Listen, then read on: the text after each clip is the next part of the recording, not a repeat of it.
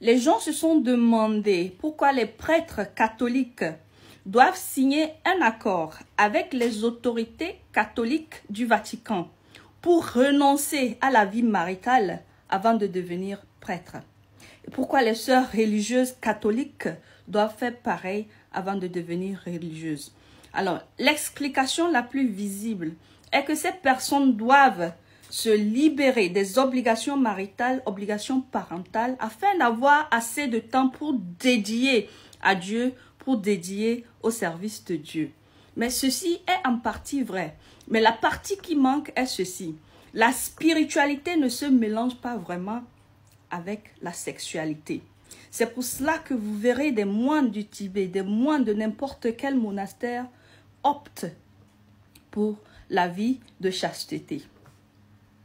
Alors, moi, je suis loin de conseiller aux gens de rester chastes. La sexualité a été créée pour une très bonne raison. Et Dieu sait pourquoi. C'est la reproduction et la perpétuité de l'être humain sur la planète Terre. Alors, ce qui est mauvais parmi nous humains, qui optons pour une vie de famille, une vie maritale, est que nous ne choisissons pas un partenaire sexuel unique. Alors, j'ai fait des vidéos sur pourquoi ne pas coucher en désordre. Et je vais épingler ces vidéos sous cette vidéo-là. La meilleure façon de souiller son énergie, la meilleure façon de contracter des virus spirituels chez les autres, c'est de coucher avec ces personnes. Nous savons que nous naissons avec des dettes karmiques. Nous naissons avec des dettes ancestrales. Et chaque personne a sa dette ancestrale spécifique. Alors, lorsque nous couchons avec une personne, nous laissons une partie de notre énergie karmique, c'est-à-dire une partie de notre dette karmique. Et les dettes karmiques sont souvent négatives. Donc, nous y laissons notre dette et nous récoltons une partie de la dette karmique de cette personne. Et plus nous couchons avec différentes personnes, plus nous récoltons des dettes karmiques de ces personnes-là. La conséquence de ceci est que nous finissons avec une multitude de dettes karmiques que nous devons payer, des dettes qui n'étaient pas notre dette en premier. Par conséquent, nous verrons que dans certains cas, nous commençons par avoir des problèmes de santé. Nous commençons par avoir des problèmes de couple. Nous commençons par avoir des problèmes financiers. Nous commençons par avoir des problèmes d'affaires, des problèmes d'emploi. Une multitude de problèmes qui n'existaient pas dans nos vies au préabord. Alors, la meilleure façon, les gens m'ont demandé comment faire pour améliorer son énergie spirituelle. Voilà ceci. Ne pas coucher avec n'importe qui. Je dois mentionner que nos ancêtres ne nous laissent pas que des dettes karmiques. Nos ancêtres nous laissent aussi avec de la positivité. Par conséquent, nous naissons avec certaines chances qui sont spécifiquement à nous. Alors, lorsque nous couchons en désordre, nous y laissons une partie de ces chances-là avec les gens avec lesquels nous couchons et nous récoltons les énergies de ces autres. Et si ces autres ont des énergies beaucoup plus négatives que positives, nous y récoltons des énergies négatives en y laissant des énergies positives. La conséquence de ceci est que nous perdons nos chances.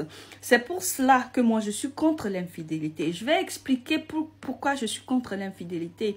C'est simple. Lorsque vous êtes dans un mariage, dans un couple, dans une relation et que vous, perso, vous choisissez la fidélité, vous ne couchez avec personne, donc vos énergies sont protégées. Mais la personne avec qui vous êtes, la personne avec qui vous avez de ces relations sexuelles, elle choisit coucher avec d'autres personnes. Ce que la personne fait est qu'elle récolte des énergies de ses partenaires multiples avec lesquels il ou elle couche. Et ces personnes ramènent ces énergies-là dans votre foyer conjugal.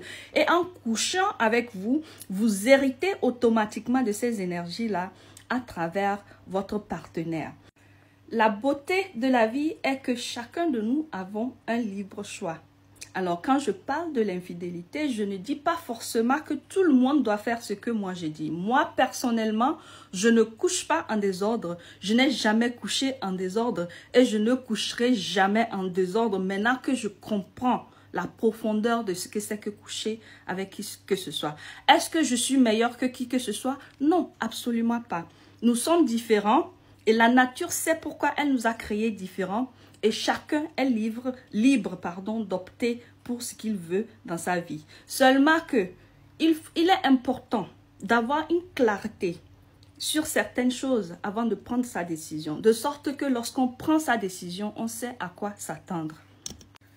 Alors, comment améliorer sa spiritualité? Numéro 1, ne pas coucher en désordre. Numéro 2, ne pas faire du mal à autrui. Et on fait du mal à travers nos paroles, à travers nos actes, à travers nos commentaires, nos publications sur les réseaux sociaux.